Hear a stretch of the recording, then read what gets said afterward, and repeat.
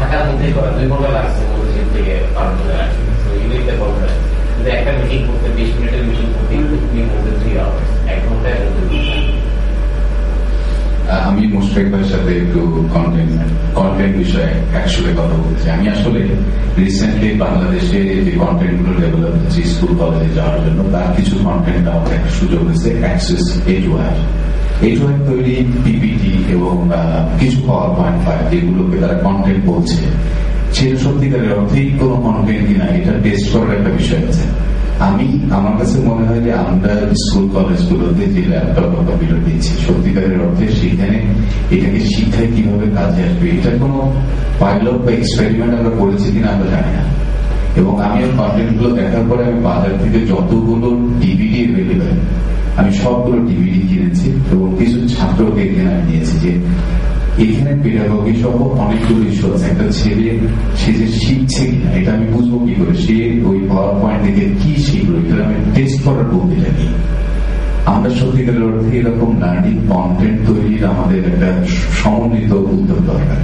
Industry academy ছাড়া এটা হবে না এবং সত্যিকারের অর্থে একজন শিক্ষককে থাকতে হবে এই কন্টেন্টের সাথে, একটা বোর্ড থাকতে হবে এবং এই কন্টেন্ট তৈরির প্রকল্পটা একদম সেন্ট্রালি এটা নেওয়া উচিত। আমি খুবই ফিল করছি এটা যে আমি এই কন্টেন্ট দেখার পরে আদারওয়াইজ এটা দিয়ে আমরা আসলে সত্যিকারের অর্থে আমাদের বিজ্ঞান শিক্ষায় বিজ্ঞান মনস্ক করে তোলা বা তাদেরকে একটা ডিরেকশন দেওয়া, এটা আমরা নিজের অ্যাসেস করতে পারবো না। ধন্যবাদ।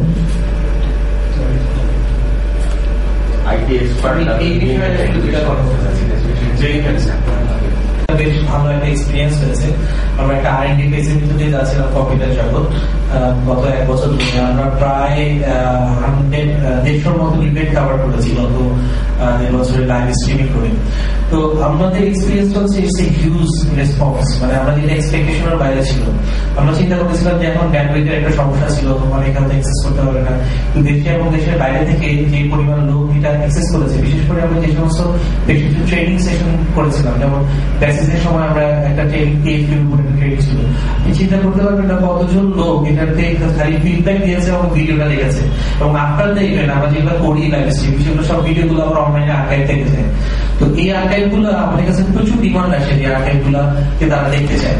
তো এটা একটা ভেরি গুড মিডিয়া আমাদের কাছে। আমাদের R&D ফেজে আমরা we are ready to assess government and the other sector. আমাদের যে ভিডিও কনফারেন্সিং এবং লাইভ স্ট্রিমিং নিয়ে যে সমস্ত নলেজ বিল্ড হয়েছে, there is no other single company যারা এই ধরনের সার্ভিস গুলো দিচ্ছে। এবং আমরা প্রাইম মিনিস্টার থেকে শুরু করে বেশ সবাই এখানে যারা অলমোস্ট সবাই আমাদের সার্ভিসটা পেয়েছেন। তো এটা আমাদের যেমন আজকের ইভেন্টটা আমরা যেটা ইস্যু করতে চেয়েছিলাম যে আমাদের আজকে যেখানে 10 জনের মতন আমরা অ্যাটেন্ড করেছেন আলোচনা, এবার তার বাইরে থেকে কিন্তু প্রায় 82 জনের মতন ইউনিক ভিজিটর আজকে আছে এবং বেশ কিছু কমেন্ট, প্রায় 10টার মতন ভালো ভালো কমেন্ট এসে আমি এগুলো পড়বো। তো এই যে এক্সেস এই জিনিসটা বাড়িয়ে দিচ্ছে। আমাদের বেশ কিছু কাজ করার সুযোগ হয়েছিল বেশ কিছু ইউনিভার্সিটির সাথে। তো ইউনিভার্সিটি গুলো চাচ্ছে যেমন ল্যাব এই হসপিটাল গুলা তাদের ভিডিও কনফারেন্সিং টেকনোলজি, এই ধরনের টেকনোলজি গুলো তাদের খুব জরুরি। সেই বেসিসে আমি গিয়েছিলাম, তো তখন আমাদের আমার হচ্ছে স্কাইপ কিন্তু গভর্নমেন্ট বন্ধ করে নাই।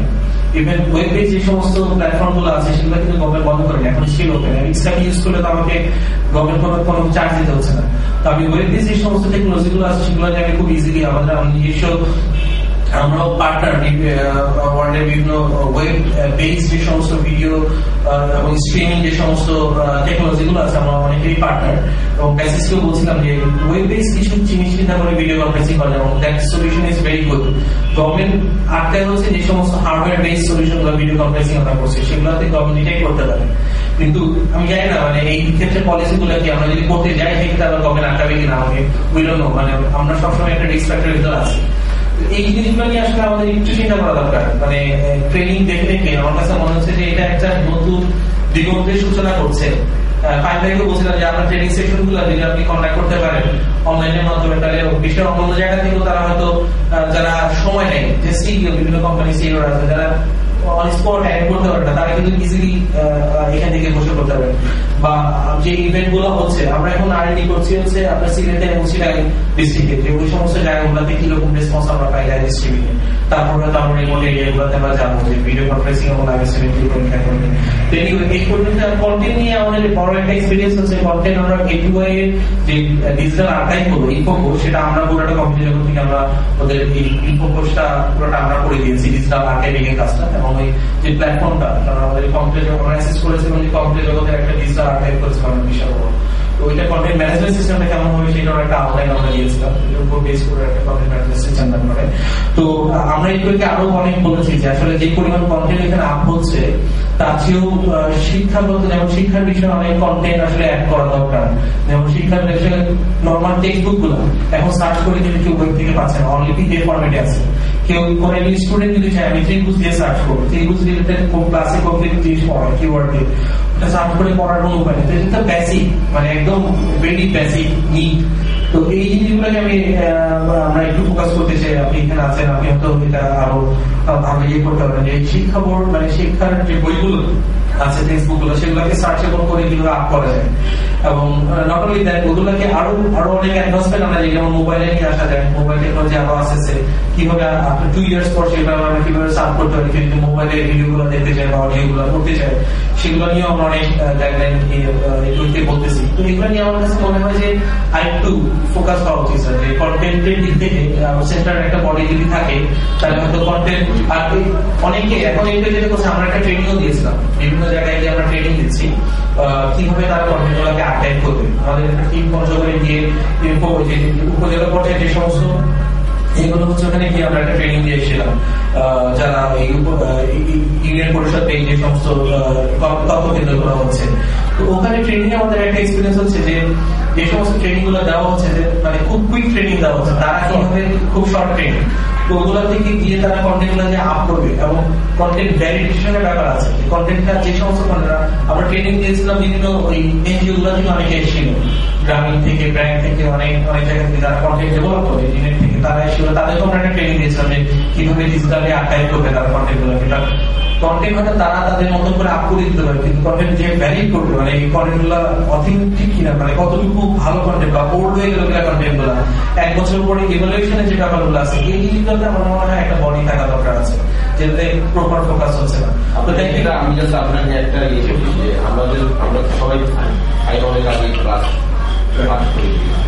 আমার ছেলে ক্লাস 4 উঠেছে, বাংলাদেশে আসবে, 5 পড়বে। 5 একটা ম্যাথ বই নিয়ে আমার চক্ষু চরক গাছ পেয়ে গেছিল। আমি জানি না আপনাদের কথা মনে থাকতে পারে, আমরা কি ত্রিভুজের 3 কোণের সমষ্টি 180 ডিগ্রি, এটা কি ক্লাস 5 শিখেছিলাম? বা অ্যাপটিউড ল্যাঙ্গুয়েজ বা এই জিনিসগুলোকে আমরা শিখেছিলাম কিনা, এটা আপনাদের কাছে পেয়েছি। আমরা যে আমার কাছে কেন মনে হচ্ছে, আমি ইন্টারন্যাশনাল সিলেবাসও দেখেছি, যেটা হয়তো ক্লাস 3 সিলেবাস ইন্টারন্যাশনালি, সেটা আমরা এখানে মনে হয় ক্লাস 1 পড়াই। এই জিনিসটাও আমাদের শিক্ষাবিদদের একটু দেখার বিষয় আছে। আমরা কি সবাইকে বাংলাদেশের ম্যাথমেটিশিয়ান বানাতে চাচ্ছি, আইনস্টাইন বানাতে চাচ্ছি বা স্টিফেন হকিং বানাতে চাচ্ছি? আলটিমেটলি উই বিকাম রিক্সাওয়ালা। হ্যাঁ, তো এইটা একটু চিন্তা ভাবনা করা দরকার আছে। অনলাইনে কমেন্ট গুলো কি এখন করবো, মানে আমি কি পড়ে ফেলবো? পড়ে ফেলে ভালো হবে। সরি,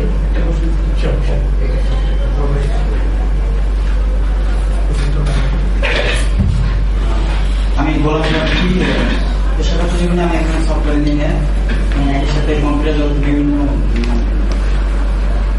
কম্পিউটার জগৎ অনেক কিছু কাজ করছি। আমার প্রশ্ন আজকে মেনলি যারা ইন্ডাস্ট্রিয়াল ভিজিট আসছেন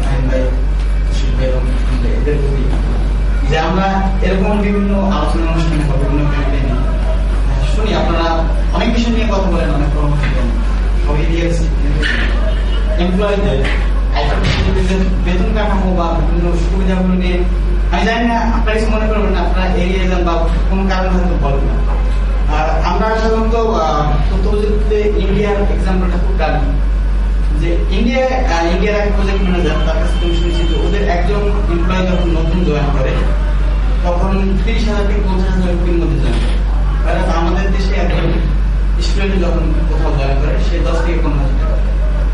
একটা সিনারিও। আরেকটা সিনারিও হচ্ছে যখন একটা ছেলে তার লাইফের গোল সেট করবে, তখন সে দেখবে যে আইবিএ থেকে বিবিএ করে একটা ছেলে তো মাল্টিনেশনাল কোম্পানিতে ঢুকে যখন 30 থেকে 35,000 টাকা দিয়ে স্টার্ট করবে, বুয়েট থেকে একটা কম্পিউটার গ্রাজুয়েট যখন 20 থেকে 25,000 বা অন্যান্য ইউনিভার্সিটিতে যখন একটা কম্পিউটার গ্রাজুয়েট 10 থেকে 15,000 টাকা জব করে, বা অন্য কোথাও থেকে সে কমার্সে পড়ে বা বিবিএ করে যখন একটা ব্যাংকে ঢুকে যখন একটা ছেলে 20,000 টাকা দিয়ে স্টার্ট করে, যখন আমার প্রশ্ন হচ্ছে যে ওই ছেলেটা কেন বিবিএ এমবিএ বাদ দিয়ে সে কম্পিউটার সায়েন্স করবে বা আইটি কে বেছে নেবে?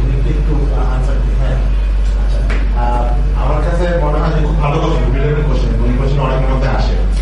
দেখেন, এক নম্বর হচ্ছে, ঠিক আছে, দেখেন একটা মেডিকেল প্রফেশন, আপনারা জানেন আমাদের সবারই ভাই বোন আছে, পড়াশোনা কি কষ্ট। আমার তো মনে হয় বাংলাদেশের যত বেশি আন্ডারগ্রেড পড়াশোনার মধ্যে সবচেয়ে কষ্ট হচ্ছে মেডিকেল পড়াশোনা। কেউ একবার পাস করে যত ভালো ভালো ব্রিলিয়ান্ট স্টুডেন্ট, হ্যাঁ, আমাদের বিবিএ এমবিএ বা ইভেন কম্পিউটার সায়েন্সও মেডিকেল পড়াশোনা অনেক কম কষ্ট। একটা ছেলে মেডিকেল পাস করে তার 6 বছর লাগে, হ্যাঁ, তারপরে একবারে পাস করে না 7 বছর লাগে। আপনি চিন্তা করেন, সেই ছেলে একটা ডিএমসিতে বা সলিমুল্লাহ বা যে কোনো জায়গায় যে আপনি একটা ইন্টারন্যাশনাল কাজ করে উইদাউট পেমেন্ট, অনেক সময় তো 2,000 টাকা যাতায়াত ভাড়া দেয়, অনেক সময় নাও কেন সে পাঠ করতে। তারপরে কিন্তু মেডিকেলের প্রতি লোকে আগ্রহ কমে না। এই জিনিসটা হচ্ছে কাজটা এরকম। এই ক্যারিয়ার গুলো ইনিশিয়াল টাইমটা আসলে guarding time for medical, for software, হ্যাঁ। আর একটা মানুষের সঙ্গে যে ধরেন আমার সিগারেট কোম্পানি সিগারেট বিক্রি করবো, তার কিন্তু গার্ডিং করা শিখেছে, প্রথম থেকে সিগারেট বিক্রি করে বা সাবান বিক্রি করে, হ্যাঁ।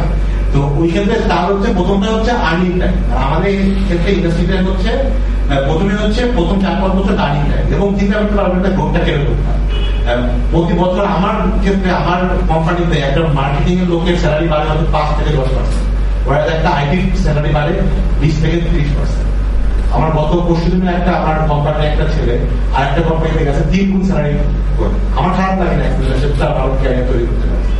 এই জিনিস কিন্তু অন্য কোনো প্রফেশনের নাই, এত কুইকলি একটা লোকের স্যালারি বাড়ে। এবং 5 থেকে 7 বছরের একটা এক্সপিরিয়েন্সে হাকিমেরা ভালো বলতে পারবে, খুব ভালো যদি এক্সপিরিয়েন্স হয়, ভালো যদি কোয়ালিফাইড হয়, বাংলাদেশে কোনো আইটি প্রফেশনাল আসলে 1 থেকে 1.5 লাখ টাকা স্যালারি পায়, যদি অবভিয়াসলি ভালো প্রফেশনাল হয়। তার খুব বেশি দিন হওয়া লাগে, খুব কম প্রফেশনে কিন্তু এই পরিমাণ জাম্পিং অপরচুনিটি আছে। আর আজ যেটা বললাম লোকাল মার্কেট, আর গ্লোবাল মার্কেটে যখন জাম্প করে তখন তো আসলে পুরো ব্যাপারটাই উন্নত। একটা আপনি কম্পেয়ার করলেন, সেটা হচ্ছে ইন্ডিয়াতে 35,000 30,000 বাংলাদেশে 10 থেকে 15,000। India is a $60 billion industry. Bangladesh is still say 500 million or below that, right? So ওইটা যখন বাংলাদেশও গ্রো করবে, যে স্যামসাং আসতেছে আর অনেক আসতেছে, আমাদের ইন্ডাস্ট্রিও গ্রো করবে, তখন এখানেও ট্রিটমেন্ট বাড়বে, ঠিক আছে। আর আপনি যে মাস্টার কথা বললেন, আমি আবারও বলছি, সে মাছটা খুবই ছোট কম মাছ। আইবিএতে কয়টা ছেলে ভর্তি হয়, বুয়েটে কয়টা ছেলে ভর্তি হয়। We are talking about 200,000 people who are coming out from HSC. Let's talk about them. Let's think about them. IBA বা বুয়েটের ছেলের জন্য আমার আপনার চিন্তা না করলেও they can go anywhere in the world up to NASA.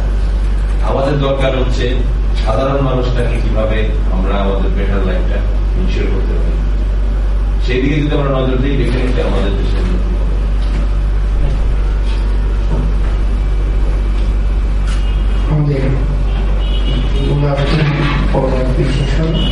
তবে আজকে যারা বাইরে থেকে আমাদের এই অনুষ্ঠান অনলাইনে উপভোগ করছেন, তাদের মন্তব্য এবং প্রশ্ন এখন আমরা শুনবো। আপনাদের শোনাবে তমা। Create any clear visibility of your efforts to the young generation to motivate them